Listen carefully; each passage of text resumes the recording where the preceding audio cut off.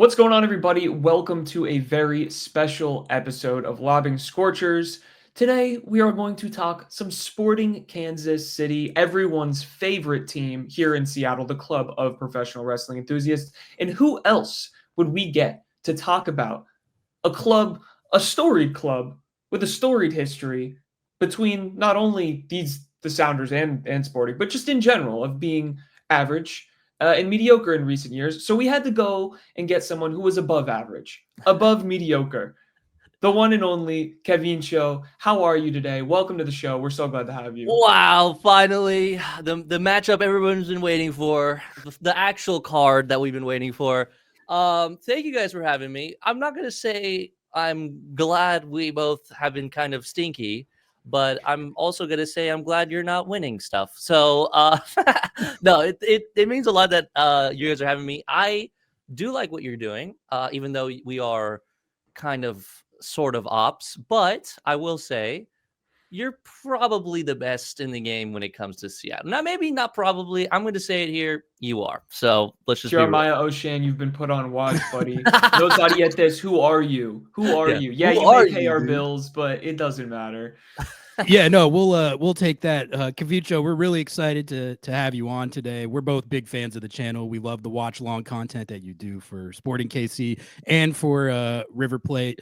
And looking forward to talking about this game coming up on Saturday. But before we do that, at the top of the show, we do like to give our guests a chance to plug their content and their channels and where people can find their stuff. So if you want to, the floor is yours to tell people where they can find all of your stuff. And also, I was wondering on the back end of that, if you could give just the brief little nutshell of how you became a Sporting KC fan. I've always kind of wondered what your path was to where you are today. And why you stayed a Sporting Kansas City fan.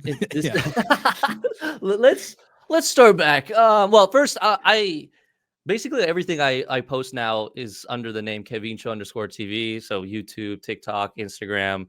The YouTube channel is where I go live, but and Twitch. Sorry, I always forget about Twitch. But YouTube and Twitch is where I go live. But then on YouTube, I'm usually posting just random 10 to 15 minute videos on whatever was bothering me that week. And I am trying to pace my videos and make it, maybe longer videos worth, I don't know, a month into making a video just to kind of disconnect from something and like really dive in. But that's on YouTube. And then Instagram and TikTok is just, you know, the game, just reels, clips from maybe the streams or whatever I was doing that week. But yeah, becoming a Sporting fan, it's an interesting story. So I'm originally from Argentina, but I basically grew up my whole life in Kansas. And I was the first one in my family that really didn't go to River Plate games growing up. My brothers did, my mom, can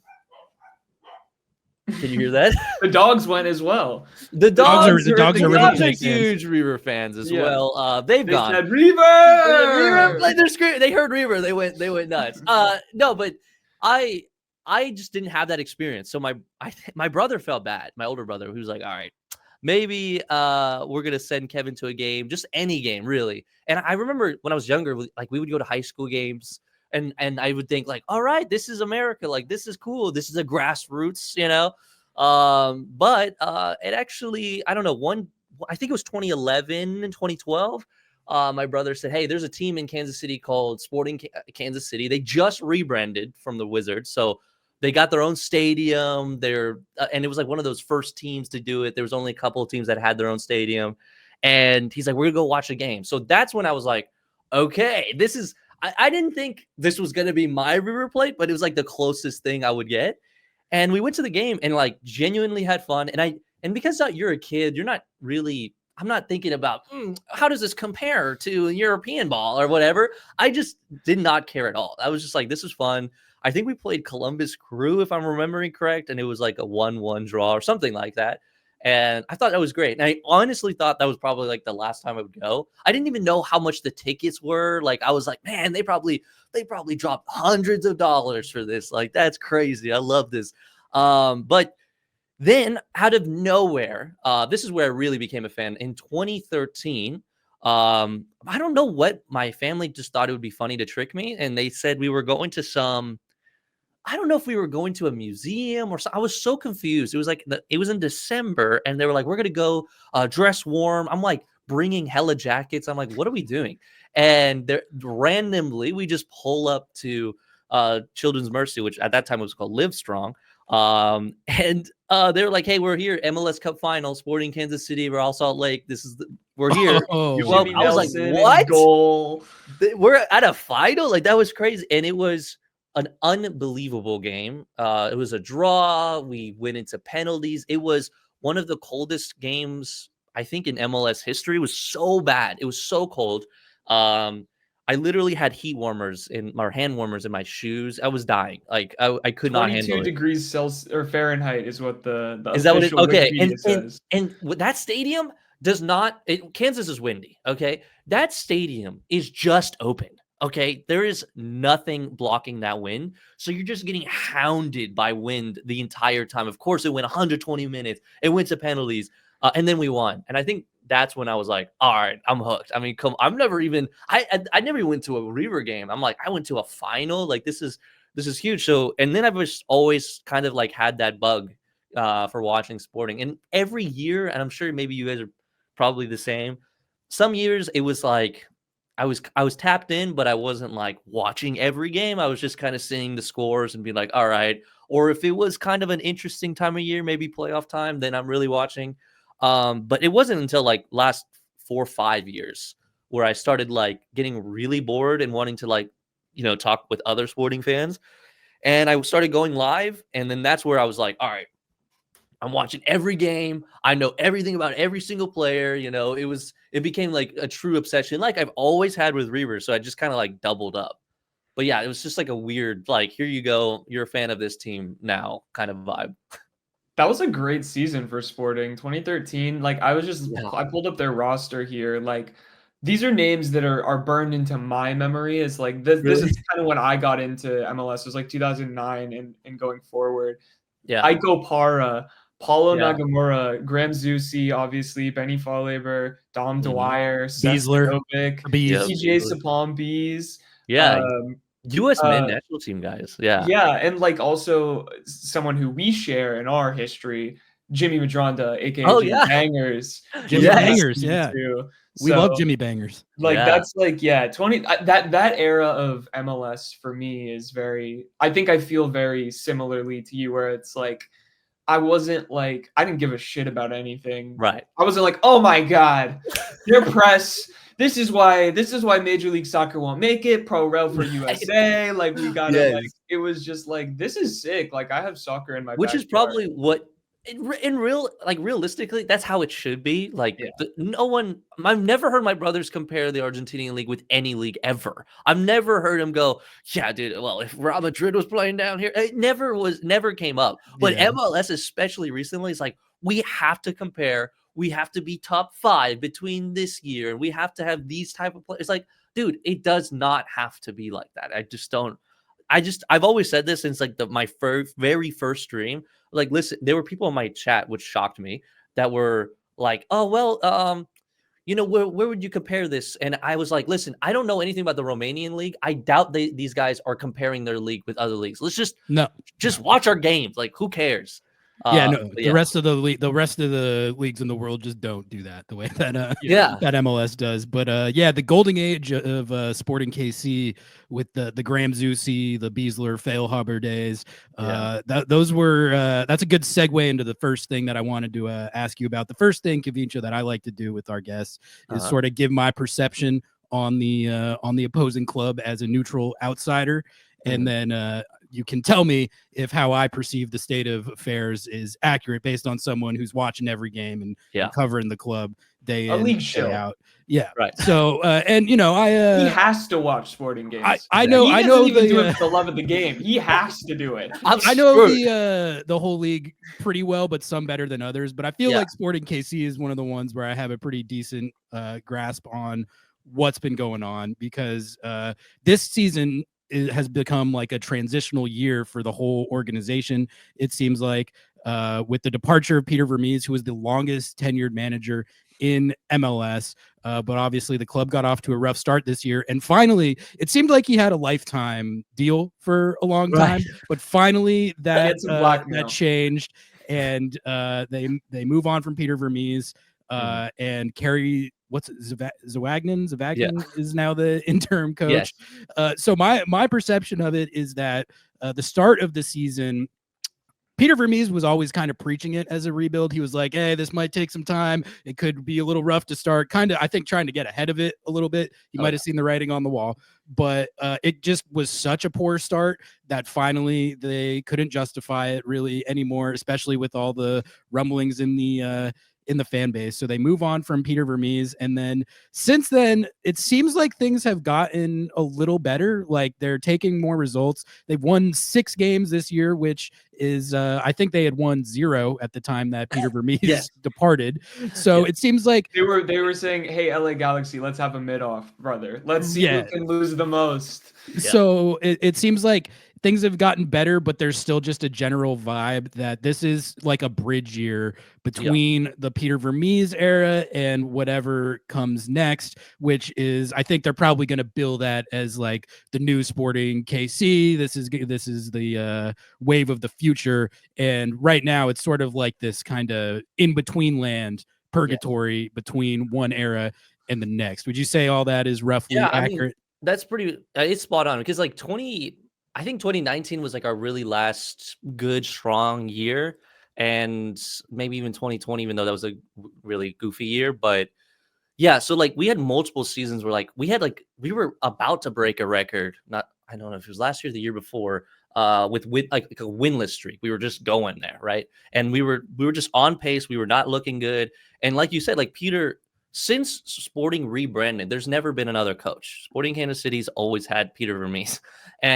And some of the players, I mean, last year and the year before, we finally kind of like moved on from players. Like we had Zusi still. We were talking about 2013. We still had him. And we had all these guys like Espinosa, all these dudes that we've had forever, that were finally like most of them like retired. Like it was done. Like they were out.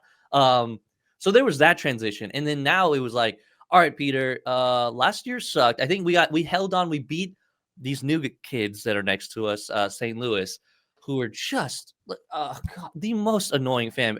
We don't have to go there, but they're annoying. Okay. And beating them in the playoffs, I think made the fans go, all right, Peter, maybe one more year would be. I mean, we signed run it back. Let's go. Back, dude. Suck. Barely get in, beat your rival, go home was kind of like the vibe that we were even cool with, which is weird because we loved that, by the way. We had been calling St. Louis fraudulent the entire season. And it was literally, I remember podcasting about this. I was like, watch, Sporting Kansas City is hot right now. They fucking hate this team. They are going to beat them. They are the most fraudulent number 1 seed I've ever seen in my life. And it exactly happened. And it was like, we did victory laps for weeks about that. I love that. I mean, I feel like maybe because they were the new team, a lot of clubs or just a lot of fans were feeling the same thing. Like everyone's annoyed that this new team, kind of like San Diego right now, but just everyone was so happy. I was too. And even players building up to that, like I talked to a couple of players and they're like, oh, we gotta fucking like they're just so mad, which was awesome. I love, like, we haven't had that much hate since like Real Salt Lake days.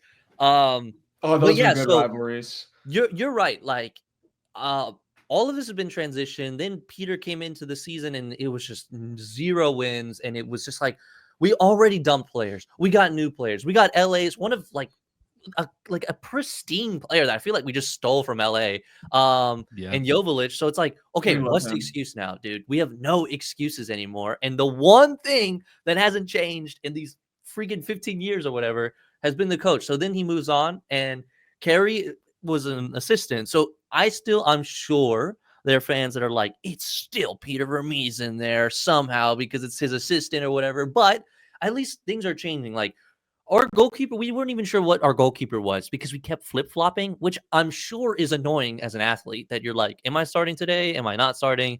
And the confidence wasn't there. Polskamp, you're the keeper. And he struggled at the beginning, okay, but then he's starting to look good. Like he's had like some crazy saves recently, and that just like solo plays that you're like, all right, maybe this dude is actually good. And I don't know, individual players seem like they're doing better as time goes by, but you're right. I think a lot of the fans, myself included, are kind of like, all right, it's at some point this is gonna suck. I like where we're going. You all know, like it's July. It's where we still got a fat minute to even know where we're at. But at least right now, we're not second to last or last like we've been last few seasons, and we're like playoffs is not happening by the time we hit July. We know, you know what I mean? So yeah, it's a weird transition time for sure. Yeah, I mean, you're 3 points off the playoff line, and Joveljić is looking like he's figuring it out. And I smell a cup, boys. I smell- mean, very, very familiar with promoting your assistant coach to your head coach, looking like absolute dog shit in the first half of the season, and then going to win a cup, yeah, which is tight. But I did want to go back for a second. You mentioned the last time that Sporting Kansas City was good. You said like 2018. I remember that season. I remember that season very vividly because you won the West. You were first in the West, and I can't remember if you won Open Cup that year. No, maybe I think you lost in the quarterfinals or something, but you had won it the year prior. right. Whatever. Yeah, the year before 2017, we won the But Open that Cup. team was good, and I remember you guys signed Brad Evans in Yes. 2018. Oh yeah, I forgot about that. That was like a very famous, like, Yeah. people were like, I can't believe the Sounders would let him go, even as a free Yeah. agent, like blah blah blah. So I don't know. 2018 was quite the year, but Yeah. I feel like from my perspective of the team, I think I'm very similar to Ari, where it seems like you're building back. It seems very different. It feels like a different Sporting Kansas City to like an outsider looking in. Yeah. And I think it's still going to be a little rough, but the fact that you're 3 points out of a playoff spot, I mean, Yeah, no complaint. It's so weird because like every other year, this would be just because we have so many bad seasons back to back to back. We're like, oh, dude, we're like 3 points better than last season. Let's go. But yeah, I don't know. Like 2017, if we were at this spot, people would be flipping out, and especially like the old school blue blood clubs. Everyone's like, we've all pretty much have had like really strong seasons, and then like the bad seasons was like, this better not happen again.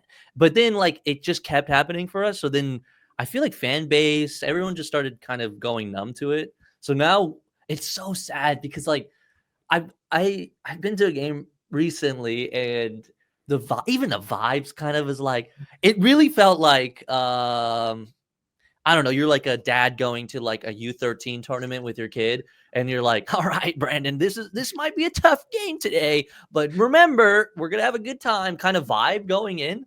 And I remember like going to that game and going like, why is everyone smiling? We're like dead last. Everyone's smiling, having a good time, drinking. I know that's kind of the point, is just to kind of disconnect. But I'm over here like pissed off. I'm like, these boys better score in the first 15 minutes. I swear to God, or something like that. That vibe. So like even that's been changing, but it comes and goes because, like we said, we talked about St. Louis. Right now, before everyone was like, this is a German team. Look at the fan base. Look at the crowd. Look at the coaching. They've solved staff. MLS. Yeah, they've solved MLS. Famously. Exactly. And now look at them, like boring. The play style stinks. Their atmosphere, I'm gonna say it, not very good anymore, guys. It's just like you have to have a bad season to realize, oh shit, this feels so long in this league. My God. And even though you're having a bad season, you don't really have to freak out until like September, time. I've always said that. Like it doesn't matter until September. So I don't know. I think that's a bigger picture, not just sporting, where you kind of have to learn to be chill, even though you don't want to be, until a certain point, and then you lose your stuff. I think it's interesting too, just like maybe Ari can speak to this more too, but we have a lot of fans who absolutely crash out whenever we're like, guys, you do understand that like it could be a lot worse. Like Yeah. people are like, oh my God, this is the worst run team of all time, and like nothing's going right and everything's wrong, and we're not contending for trophies and all of this. And I'm just like, what are you like? We made the Western Conference final last year. Why are you crashing out? And so I think it's interesting to see, like, you're talking about a fan base that is so numb now to being like dead last, to where you're like, oh shit, we're in 11th, guys.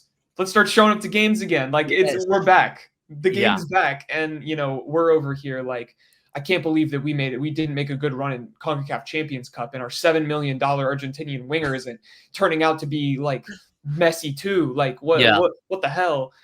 So it's always nice to relieve myself and be like, okay, I can be a sporting fan. For real. I mean, I think early on, like, I'm just gonna be honest, because I was so used to how Sporting played, and then I started going live literally when they just started sucking. And I obviously that was not planned, but like I was like getting mad every game because I'm like, why are we play so bad? And then it's like nobody. It felt like nobody cared, and then I would listen to podcasts, and they're like, yeah, dude, we're having a pretty bad year. Well, and then year 2 happened, and then year 3, and then I'm like, then I hit year 4. I'm like, dude, I needed to space out my Sporting Kansas City lives because every Saturday, every week for 4 years, dude, is like it's so draining, so freaking draining, especially when you play. I mean, we won a game this year by not shooting a single shot. Oh man, That was awesome, can we talk about that? Yes. All right, let's just because that was one of the most incredible Dude, that was MLS so good. accomplishments that any club has ever had. That was Sporting so KC versus LA Galaxy, right? Yes. Yes. So heavyweight matchup especially Right. at the time. But Sporting KC won the game without taking a shot. The first team in MLS history to ever do so. Breaking records. Breaking records. How did that happen again? First, It was of a all? cross and then own goal. Okay, so it was an own goal. Exactly. Then, It wasn't even an attempt for a shot, and they said no, they're counting it as an own goal. It was not a shot at all. Went in, and then the rest of the game was like LA trying, and at that point they still haven't won a game. So, and it's LA, the last year's champion. So it's like every game it felt like the pressure was on them, not really on us that game. We were just like, hey, we just scored, baby. Let's go. So they were just attacking. And somehow, which our defense, I think even at that point was like, well, it wasn't as bad as LA, but it was up there. It was one of the worst defenses in the league. And we were like, we're going to eat one goal. We ate a goal every game. And somehow we did not concede. And yeah, it ended that way. And I don't know, like I saw news like of this game in like my Argentinian pages. Like it just straight up said MLS team wins without shooting or something like that. And then the article was like history has been made. So I need to find out like how often that's happened in general, especially like in well-known-ish leagues. We might need a video essay on that match. For real. Like, it was a beaut. I mean, and I think if I'm thinking back, I was co-watching that game and I think a River game at the same time. So I'm looking over and I'm like, okay, this game's gonna suck, not really paying attention. And then as it was going on, like the chat people just started coming in. They're like, Kevin, we're about to make history, bro. This is gonna happen. Like, holy shit. It was probably the most lively sporting side chat I've had probably since I've started. Genuinely, like it was a crazy game. How do you even like react to a win where you don't take a shot? Is that like a win's a win baby situation, or is that you laugh, you rub it in? I mean, LA, they just won the cup, so I don't really feel bad for them. Plus, they won it so many times, more than anyone. Yeah. So you're just kind of like, how can you suck so bad, LA, that you are losing to us one, and we didn't even shoot? So like, I don't know. I got real cocky. I had some LA fans in the chat too. They were like, dude, like, why are you doing this? It's like, are you really wanting us to feel bad for you? Like, you just won it like 4 months ago. Like, listen, that's what happens when your GM becomes a podcaster. Like, it's not like, brother, you're on the Cooligans more than you're working on your roster. What is that? Like, the Cooligans. I have been very vocal about my Will Kuntz frustrations and dislike, because we were the premier LA Galaxy podcast last season. I mean, we were meat riding them just about as hard as the Sounders, basically. We were like, this club is incredible. Peck Paintsil Puig, it's the triple P's, it's the I mean, we were glazing more than even LA Galaxy podcasts were. Yeah. And my boy, Will Kuntz, decided, you know what? I love the Yankees. He said, I love the Yankees so much. I love them so much. I need to go back to New York and be on a podcast right before we lose to the New York Red Bulls 7-0. Yeah, and that was the best part of it. So good. Just like he makes me so, the way that people feel in our fan base about Craig Weibel, our GM, I feel that about Will Kuntz. I'm like, you know what? He is what a insane. He's just an odd dude. I saw that. Like, I love the Cooligans, but when I saw that, I was like, "What do we like?" That's I don't know. You're not like, you're not really fighting any fires with this, dude. Like, you're just gonna piss off people. I feel like, Yeah, they and rolled him out on the press tour. yeah, like, and some of his answers were also like, basically, I'll do this. Yes. Okay, The like, one where he dude, was like, what? the one where he was like, I was talking to my friend who's a baseball GM, and he said, in any other sport, you'd be fired right now. It's like, Yeah. What? It's like, okay, thank you, brother. Yeah, Yes. thanks, bro. don't say that. You should Don't say that, brother. not say that. And then they go get rolled 7-0 at Red Bull. They did win a game last weekend. Famously, So yeah.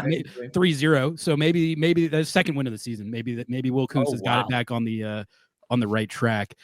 That's But I think what you Speaking of were getting back on the right track. yeah.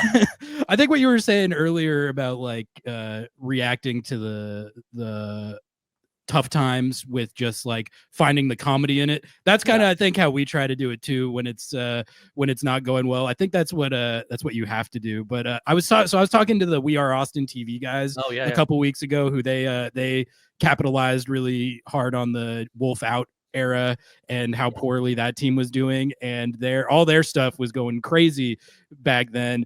But we were talking about kind of being torn between how sometimes when the team is doing poorly, it's like better for the content. Have you found that like balance at all with like yes, the team you root for is struggling, but the content you were getting was pretty incredible in a similar way to We Are Austin TV? How do you sort of juggle that? I genuinely, if I started a season where like sporting was just murdering, I don't think I would have nearly got any traction that I got, because I watch a game, like I talk to my wife about this all the time.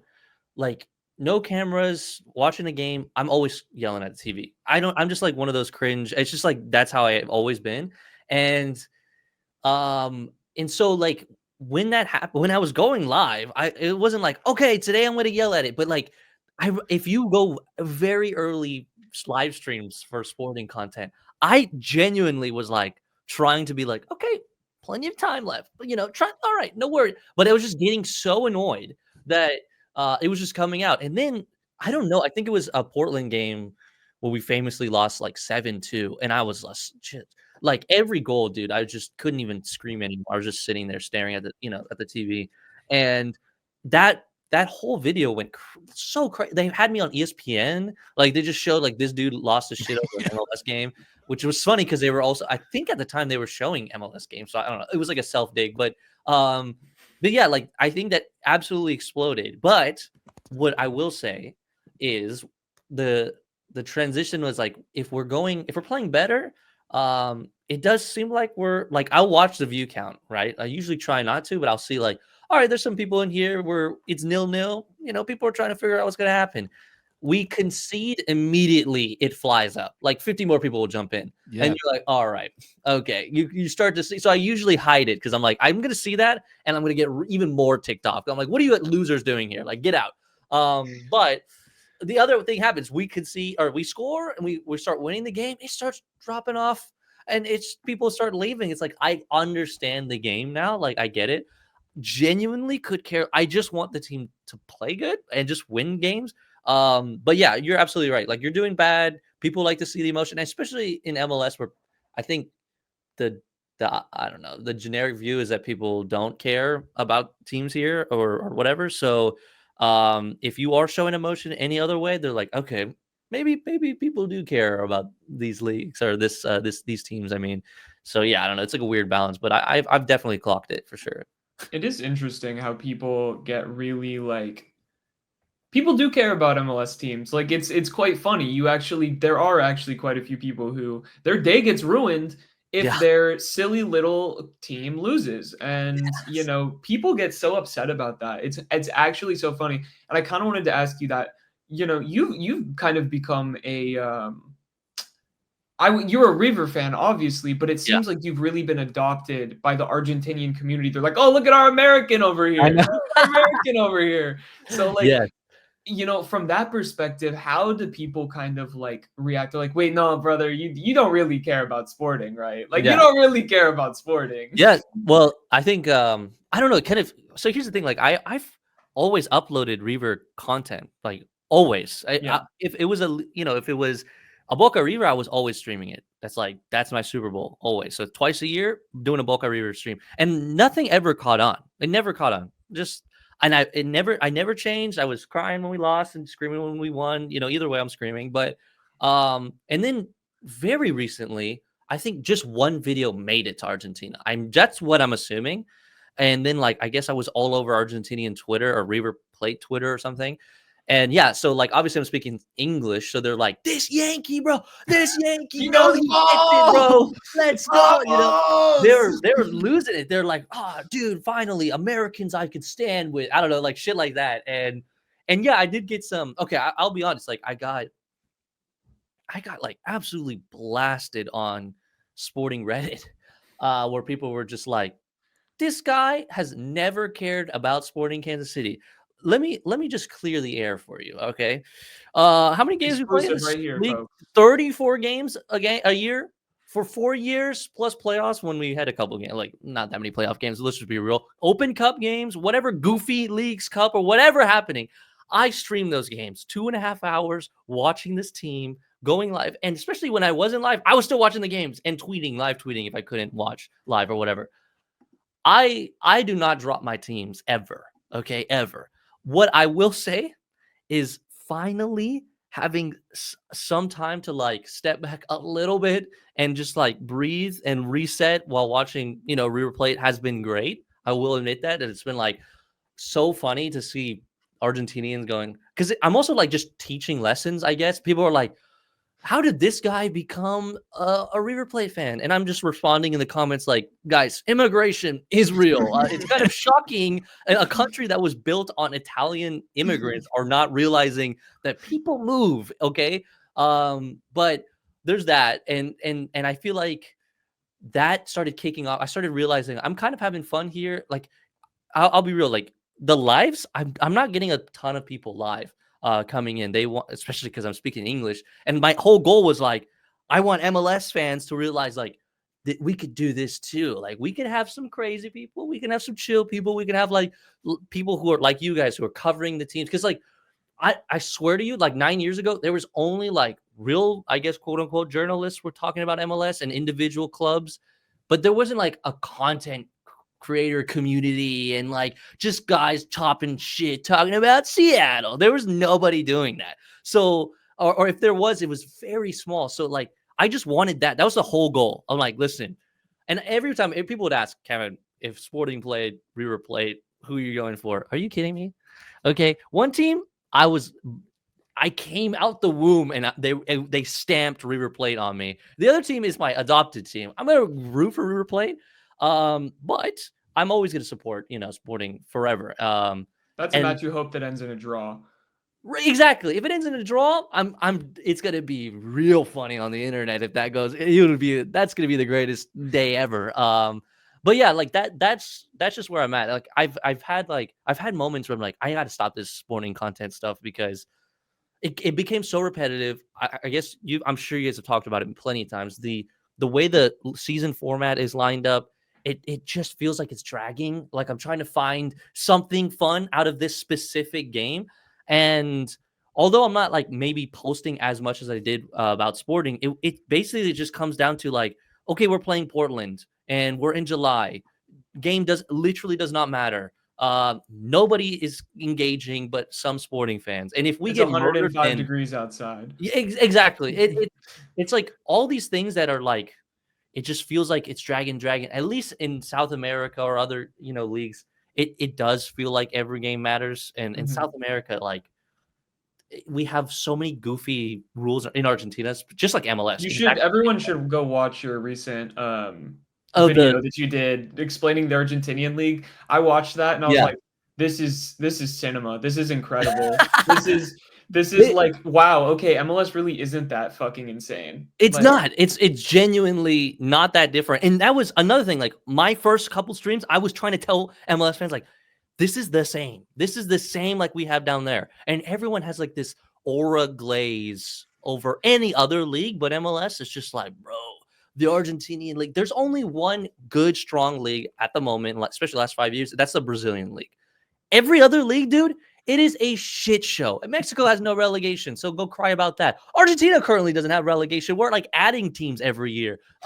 There's all types of goofy, like the payouts. MLS have some better payouts than other leagues. There are players that are not getting paid, dude. Literally, they will not get paid for months. There are owners taking bribes every month. There's like a brand new owner coming out on video, receiving money for a mom, from like a mom saying, "Hey, I want you to sign my son." Literal pay to play.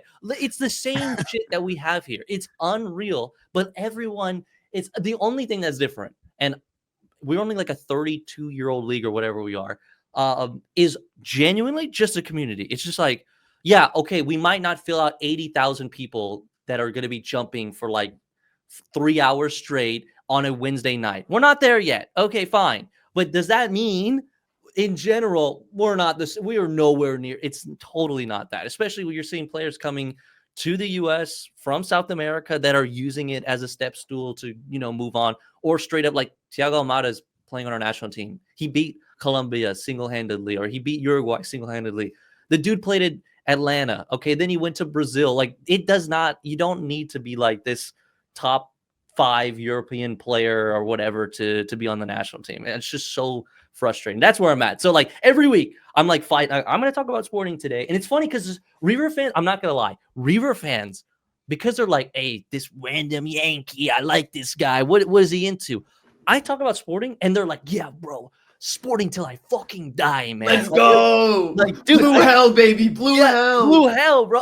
It's shocking. It's like, I'm like, oh shit, this is kind of fun. Like, I'm going both ways. They're coming in and they're like learning. And then Sporting fans, especially in my chat, they're like rolling their eyes. I'm like, okay, guys, there's this game that's coming up. And they're like, we don't care, bro. Just talk about Sporting, But it's been like a fun mix of like cultural exchange, Yeah. Yeah. I mean, I went to the Club World Cup match here in Seattle, Right. River and Inter. Yeah. And I was rocking with River because of you, bro. I had watched the history video that you did. Yeah, okay. I had the tickets. I was in all red. Everyone was waving the River flag, bro. It was incredible. Like, the atmosphere was like insane. Like, they took over. Dude, it was awesome. Shocking. There was people fighting, because there was like River fans fighting wine moms because the wine moms were like, actually, this is my seat. It says that I bought, and they all went to not their seats, dude. I was like, brother, this is not how this works. I'm telling you, okay, you gotta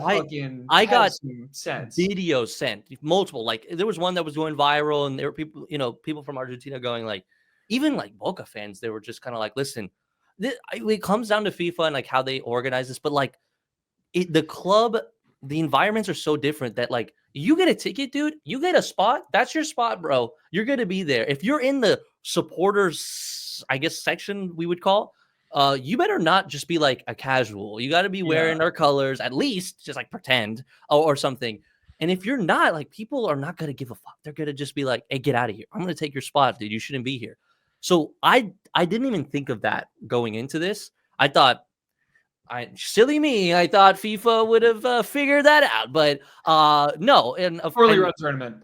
I mean, you sent the videos. We were watching it live, and it was shocking to us because the first game, Seattle's so hard to get to from Argentina. Like, it's so many flights, and people are like, I'm not going to take 5 flights to get to this one city and then fly to LA. So most of the fans went to that LA game first and then traveled up to Seattle. So I was so happy there was a bunch of people there. But I'm just going to go on a tangent. But like, what is always nuts to me is like, let's just be real. European fans, especially compared to South America, have money. Okay. They can travel. All right. And there's a lot of direct flights from Europe over to New York. You can get to LA. You can get some crazy flights. Right. And it just always, and there's fans in the US that are heavy Inter fans or Real Madrid fans or whatever. The 2 dudes behind me were huge Inter fans, and I just kept chirping them the whole time. Let's go. Awesome.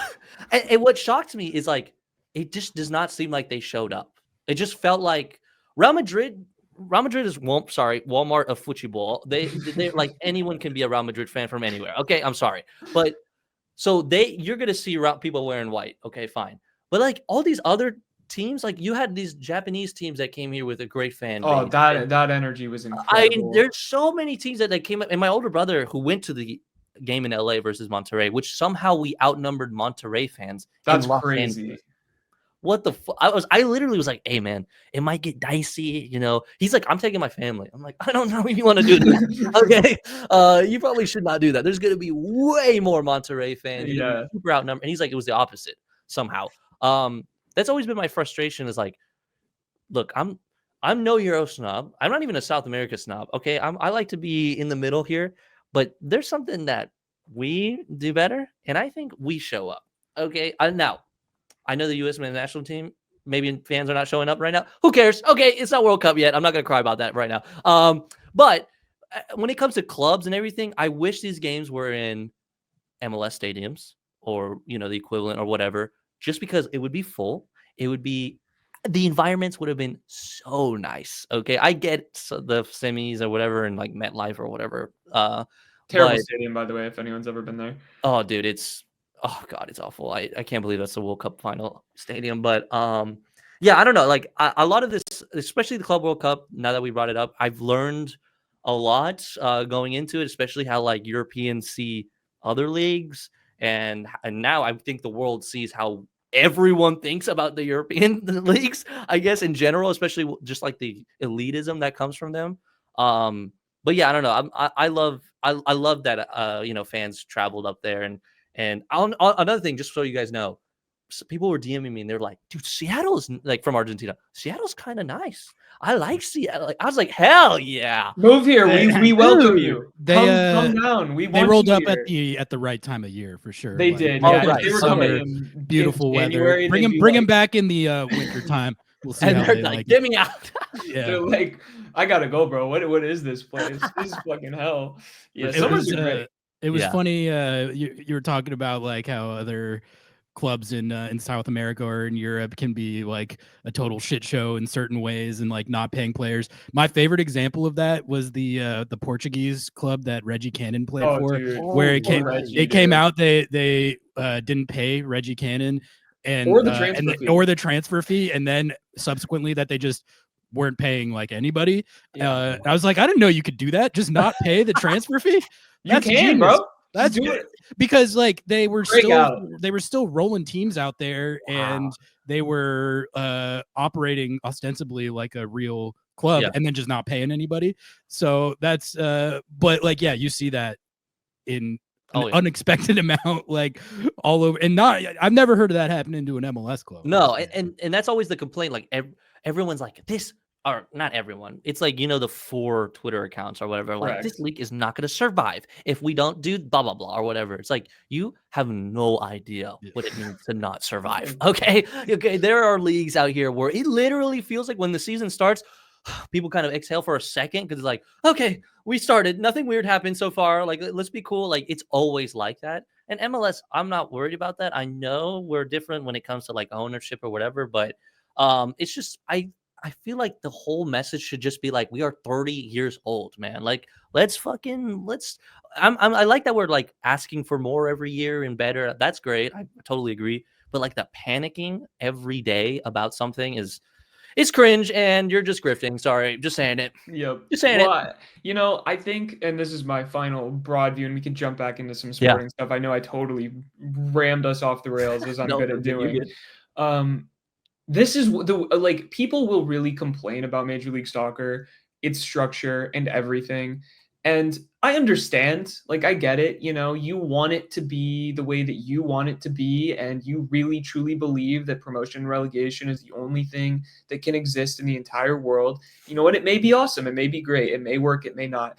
But I don't think people quite understand that Major League Soccer, the way that it's formulated, is formulated so because soccer has failed so many times. There was so many leagues before this. Like, trying to get a competitive league to be sustainable, cash flush, competitive all across the board, to where like it wasn't just one team winning every single year and like really truly turning off the casual fan.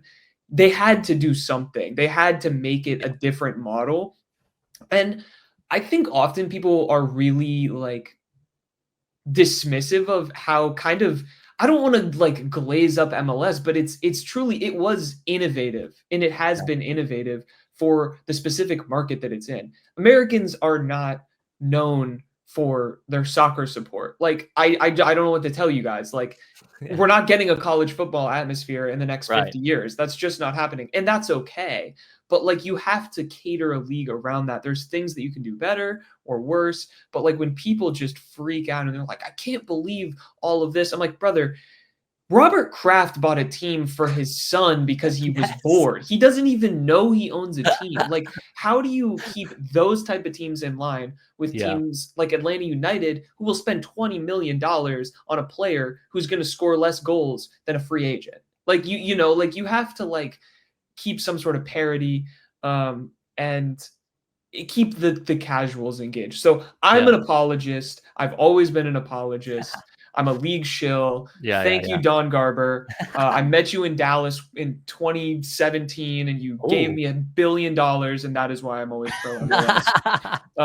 But yeah, sure. maybe we can jump back into some sporting stuff here. Sure. Where did you land on the Vermes out debate? I think it started like 3 years ago. We had a really bad season, and then people were like, "Chill out, like it's gonna be fine." And then they signed him for 4 more years, Yeah, and that then was that's fire. where I was like, "Okay, what the hell, dude? Like that's really messed up. Just let this dude finish his contract, maybe do another year. Like I don't know, just like pretend you're trying to make some changes right now." But I think, and I've talked to so many people like Jimmy Conrad, who used to play with Peter, who was on the Love Jimmy. Wizards, and he knows just like he is the guy to talk about sporting. He even talked to me about it. He's like, listen, he's a sporting director. He's the coach. He is the image of the club. Some players, okay, maybe some players come and go. Some just stay forever, but he is like the image of the club. And they're like, Sporting's not going to do that. They're not going to get rid of this guy. Like, sorry, Kev. And, every year I'd be like, what do you think, Jimmy, this year or whatever? But I didn't want to publicly do it because you know what? As you guys, I'm sure, know, it's like every time you're like, hey, dude, this coach is not cutting it, man. We got to move on. And then they win one game. Kevin's an idiot. Okay. Since day one, I knew this guy doesn't know ball. It's like, come on. Like, okay, fine. But it's hard to tell, like, what's the big picture. But I literally last year, I was like, this is it. We got players gone. If we don't have a good year this year, this guy's got to go. I was shocked when they let him go. When they let him go, because Sporting is not the type of club to cut contracts, dude. They let these guys ride. Alan Pulido was the biggest signing in our history, most expensive player, played like, I swear to God, 2 full seasons, maybe if that. And they also signed an extension. It's like, what are we doing, man? It's like, it felt like we're just signing players for names, like, because he brings like a good Mexican fan base, or Chivas fan base or whatever, but it was useless. So like, I don't know, that's when I didn't want, it's almost, you don't want to celebrate, because I did have a conversation with Peter, and I think like mid conversation, he kind of like locked up. He like realized who I was. I think at the very beginning, it was like a media day and people were going up to him and asking a bunch of questions, moving on. And I went up to him and we just had a quick little back and forth. And then like midway through, I feel like his demeanor kind of changed. And I was like, oh shit, like try to say something funny, dude. Lighten up the mood. I feel like because I don't know what he felt. That's why I got out of that. Like, I'm not a journalist, dude. I'm not going to pretend that I am, even though like Twitter bros are definitely, everyone's a journalist on Twitter. Everyone's a journalist now, Kevin. Come on. I'm all right, fuck it. I'm MLS journalist here. Thank you. Blue check. You can buy a blue check for $5.99. It's yeah, really not a challenge anymore. And I wanted to like tried to like give that image like, I'm just a fan. I don't even know why they invited me. So I was like asking goofy questions. I think I want him back, but I will be honest, he was super chill. Like as a person, super nice guy. And then if you talk to players, pretty much everyone will say the same thing. Even players who way back in the day maybe had kind of got stiff arm from him a little bit. Like they were just like, hey, he kind of screwed me over, but he's still a good dude. I always had it on the back of my mind. And yeah, we did our only trophies, except for one. He was the guy. And like, again, everything that everyone knows about us is him. So like, I felt bad a little bit, but then I don't know, like, I'm like, holy shit, it's so refreshing. I feel like you guys or other teams, like we never had someone else as a coach. It just feels, what team can say that's so weird? But yeah, I don't know. That last year, I was like, we got to move on for sure. You don't last as long as a coach as he did without knowing what you're doing and then also garnering loyalty from your players like that. So he clearly was very good. I like Peter Vermees to me is one of the better MLS coaches that's been in the league as far as just like the sustained success that he had for a long time until the last few years. But I guess that like talking about this new era, you got Carey's Vagnon in there.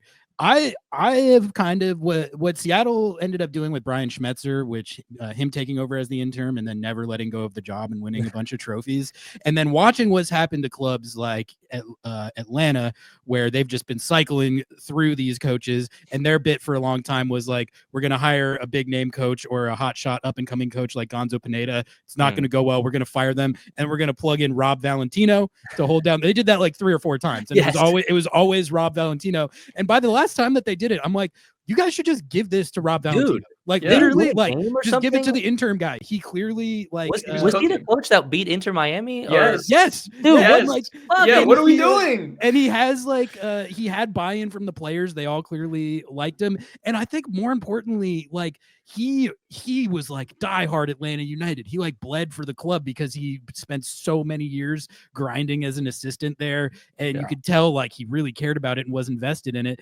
They have him as the interim coach last year. He leads them to a playoff win over Messi. And instead of giving it to Rob Valentino, which I was saying at the time, I was like, dude, I think you guys don't overthink this. Don't like go shopping around for the like Gabriel Hanze type guys who are going to come in, not give the players water and get fired. Like just give it to Rob Valentino.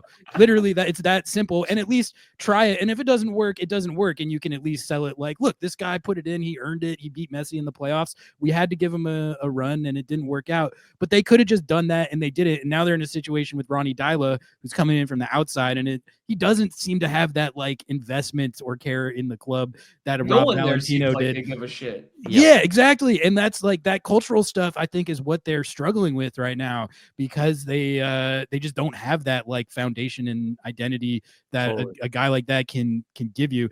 But so my question is like, do you think that Carey's Vagnon has like a chance to carve out a path to getting the job, or is he like fully a placeholder and they're gonna move him on next year and then go out and do a global search and find somebody from the outside? Because I the way I see it right now, especially with how they've been playing under Carey, I'm like, this could be a Valentino situation, guys. You might just want to give it to this guy. Like, what do you think? Yeah, I remember talking to a player that said it's like when a coach leaves and you have an assistant, it feels like, you know, like he's outside the house. So now you can kind of like, you know, be crazy with your brothers or something. It was like a weird, it was in Spanish, so it kind of doesn't make that much sense, but it felt like, you know, the parent left. So like Peter Vermees was like, Dad, everyone knew him and everyone respected him or whatever. And it was his rules or not. But now you have this guy that you also knew the whole time. Like Carey's been there. Now he's in charge. So it feels like, I don't know, like the vibes just, it's the same player, same crew, but like, you're right. Like, they trust him. He knows what Sporting's about. He's been there for so long, but also he's going to switch things up. And maybe you're going to get your opportunity to do this now instead of, you know, what you had to do, you know, for the last couple of years or whatever. So I totally agree. And Sporting, it kind of, I don't know, I felt like it was a little embarrassing to say, but they're just being honest. So like, kudos. They were like, we've never done this, so we're just hiring this company to like look at coaches for us. We're not in a rush. That's what they said. And it's literally in their conference where they're like, we're not in a rush. So we're going to look around. And then one of the reporters was like, is this like global? Or are you just looking? Yep, we're looking at every country. I'm like, what the fuck? Welcome, Xavi. Welcome to Xavi. Let's go. Welcome, brother. Zinedine Zidane is coming to Kansas City, chatters. Gareth Southgate, you are the new head coach of Sporting Kansas City. Dude, he screams Sporting Kansas City, actually. But there we go. Look, they could have just hired me. I could have just run down the market and exactly. Well, so them saying that, I'm like, okay, if they're not really in a rush, which I kind of get, just like, let's just keep this guy. Let's just see what he does. And what's gonna happen? What are we gonna miss playoffs again? Oh wow, big deal. Like, fine. And then really, I mean, by next year, we got to have either we're sticking with this guy, or you got to have a coach, dude. I don't want to hear like we're still searching. Like, let's not do that. We went how many years with Peter because we just wanted to. We're not gonna go like 5 years with the interim. Like, that's our coach. Like, let's commit. But I think you're right, especially right now. We're saying it right now because we're only a couple points away from playoffs, and we won some games and whatever, and like players seem like they're doing well. But genuinely, and another thing, he's like bringing in like academy players to play, like super young 17, 18-year-olds, and you're like, okay, maybe Peter. It just felt like Peter would not do that. It's just like you gotta be like the most elite you will ever be to play on Sporting for some reason. So like our academy wasn't doing anything. They just would try to be on the first team, and then they would move on to somewhere else. So yeah, I think going into this Seattle game, like I'm not, Seattle's not. You guys are always going to be contenders in my book. You guys are going to be in the playoffs, and then you're going to be annoying as hell, and you're going to make some stupid run, or if you don't make a good run, you're at least in the playoffs. That's Seattle. Unless we win Champions Cup, and then right, that tournament I guess is just yours. But I think if we get a win out of that game, I feel like the vibes, dude, is going to be really changing for sure. Even though it's not like first place team or whatever, it's just like one of those teams you want to beat. How are you feeling about the chances of that happening? You got the game at home. Yeah. And solid Seattle team that's 1.5 points per game this year, which is below their usual pace, but also they're not, Seattle's not playing. I think when I look at it, it's usually a team that travels very well. They usually win 6, 7, 8 road games a year. They've only won twice on the road this year. And Children's Mercy is historically a tough place to play. But I guess that's one question I have. Is the environment like anywhere close to what it used to be as far as being intimidating for opposing teams? And then on top of that, just based on where SKC is right now, how do you size up their chances against this Seattle team? I think that was like, I had to like watch because I wanted to like continue like going to games, but our supporter group it just felt really odd because they were.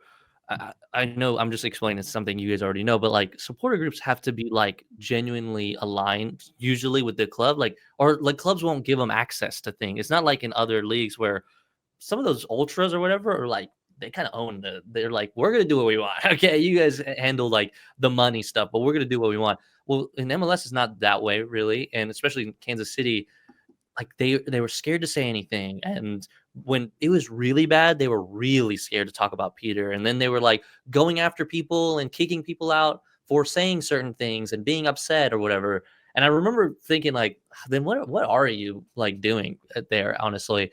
And then I believe they switched like their president or whatever they call it.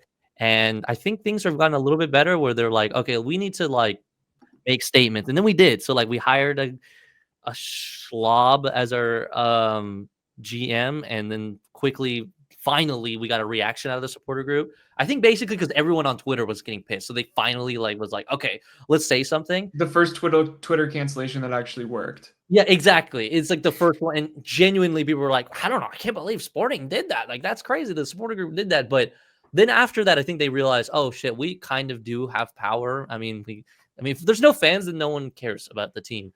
And so the actual experience in the stadium, I think, is not good. It feels like I kind of joked about before.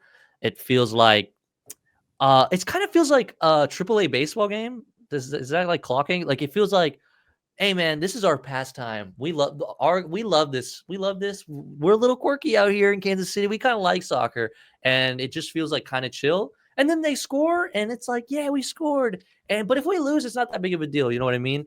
And that kind of was like jarring because it did feel like like I said, that 2013 season, 2016, 17, 18. It was like, it was loud. People were like rowdy. People were yelling at the away section. It was great. Like, I loved it. And it's just kind of died off. I think that just comes with not playing good for so many years. That I think right now, I don't think we have a great record at home. Last couple years, we have not been great at home. I think even last year, I might be wrong, but it felt like we were losing more games at home. It just felt like every damn home game. Like, why are we losing here? But we'll go to Atlanta and beat them or something goofy. So I don't think that's really playing to our advantage. And like, you guys are good at that. You guys, it doesn't seem like to phase you guys wherever you guys play. And I'm only scared because I felt there's something similar happened when River was playing a pretty bad season. They were playing a team who had a player that had a health issue. And like the next week, it was like those players were going to play their balls off for that player. And then they continued, like, they just wanted to play well for that guy that's out for the rest or whatever the situation was. Mm-hmm. And you guys are coming off of like this emotional game, and your fan base is probably kind of a little shooken up, and like the players, I'm sure, like, God, that was scary, and we're concerned or whatever. So now like the emotions come into this game where we're in July. It shouldn't matter for both of us, but like I feel like it's mattering a lot more for you guys, and that's what makes me nervous. We're on an upward trend, but we still have issues in our defense where like any second it feels like someone's just going to give up the ball, and then Seattle's going to be that team to actually do something with that mistake for the most part. So I am just praying to kind of keep the momentum going. If we're not going to lose, like I'm hoping for a draw, which is kind of embarrassing, but like I feel like we could score. Like Joveljić can score. Okay. Yes. I also feel like we're gonna. He's famous for that. Yeah. Yeah. So I think it's gonna be like a 1-1 or 2-2 kind of vibe, especially because you guys are just gonna be like emotional. I would assume like going into this game for sure. That's the one thing, like when I look at this Sporting KC team, I'm like, all right, 11th place, 1.1 points per game, -5 GD. It's a result attainable even on the road. But then I see the ghost of Dejan Joveljić scoring in the Western Conference Final last year to knock Seattle out of the playoffs. And like he always bammed on Seattle. That's just like what he did. Yeah. We were at that game, and I remember just looking at you, Ari, and we just shook our head and we were like, yeah, he's really good. So like, I mean, I think he has 12 goals this year. So which is crazy. And for us, especially because like even people were like, it feels like we're feeding to nobody, and then out of nowhere, this guy just lands in our plate because LA can't keep him, and we're like, oh shit! Like it genuinely, all the little group chats, everyone's like, holy crap, we stole this dude. Like this dude is not going. I'm sure, and like with peace and love, I don't think even Kansas Cityans would be upset with me saying this. LA to Kansas City is such a drastic life change. I immediately was like, this guy's going to be like Alan Pulido. He's not going to be comfortable. He's going to hate it here. He's not going to try. It's just going to be bad. And he completely shocked me. Like I don't know, what is he, like third or fourth in like goal scoring? Yeah. He's contending for the Golden Boot. Yeah, he's sure. Hell yeah. Tripling your salary has a way of adjusting you to your surroundings. Absolutely. 100%. And like 10xing the affordability. Yes.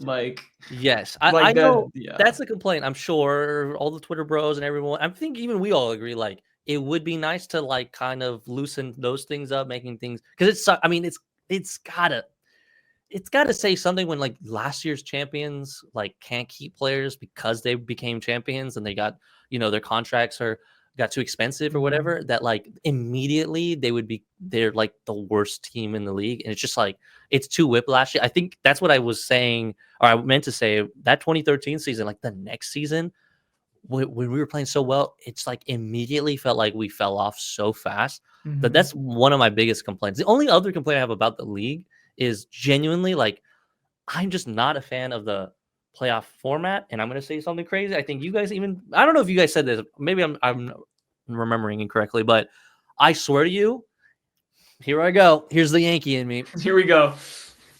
Let's play like baseball. Split it up. East, West. World Series is the final. You're the best of the East. You're the best of the West. There's the champion of the entire league. And if you guys are going to cry about it, you guys are not true ball knowledge knowers, because that's all you have to do. That will fix everything. I don't care.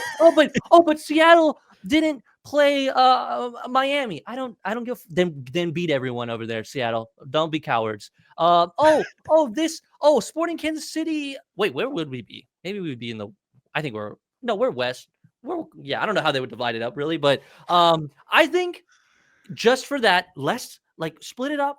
If we want to get real crazy, freak it. Let's get real crazy. Do it like in South America, like in Argentina, we split the season in two. Mexico does it too.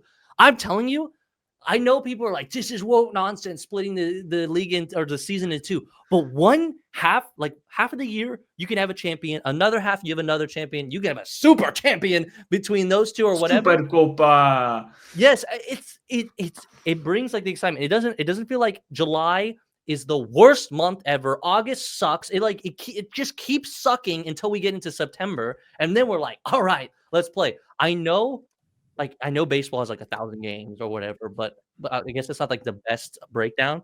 But I promise you, like for me, that's the only way we can adjust this, especially if they're going to continue adding teams. Like that was my complaint about the Argentinian league. Like we keep adding teams, they're shitty teams coming up, and the games. It just feels like the season never ends. So I'm glad they are doing the split season. But right now, I just hate the format. In my opinion, I also hate the 9 teams going in. I hate the best of 3 BS. It's just I hate it. Okay, so sorry, I'm putting my Twitter brain, but that's the only thing that I hate. That's it. Everything was fine. Cinema. No, that was a good soapbox. we got into the format debate. It's been an all-encompassing interview with Cavincio here on Lobbing Scorchers, talking about Sporting KC versus Seattle Sounders. I do have to run in a couple minutes here, but Noah, did you have one last topic or anything you wanted to hit to bring us home? Let's close it out with our own soapbox here. We got to talk about the wrestler in the room, and that is Tim Melia. He won't be there, but who will be at this matchup is someone who I would expect would be a wrestler in another life, and that is Andy Thomas, the Sounders' backup goalkeeper. Ooh. What are the over under odds that Andy Thomas? I want to send this to Ari first. Decides to suplex someone in this matchup. And then I want to hear a little bit from Kevin about that whole situation. And I think Seattle fans are very touchy about it. So maybe you should just be honest about it, and then you could get the Seattle hate brigades your way and off of our back. Well, I'm not sure about Andy T's professional wrestling credentials. I was wondering about Pulskamp, though. I don't know if the legacy has been imparted on him by Tim Melia, who, as we know, retired earlier. Was it earlier this year to pursue his true passion of WWE? Right. So we'll see what happens between the goalkeeper wrestling matchup. Andy T historically has not demonstrated a propensity for that, but it is Sporting KC week, so perhaps he will. And I don't know what to expect from Pulskamp. He did study and learn under the greatest pro wrestler in MLS history. So it's like I've been saying, anything can happen. You don't know if it's going to be the suplex, the full Nelson, or the Stone Cold Steve Austin stunner. It's everything. It's all on the table.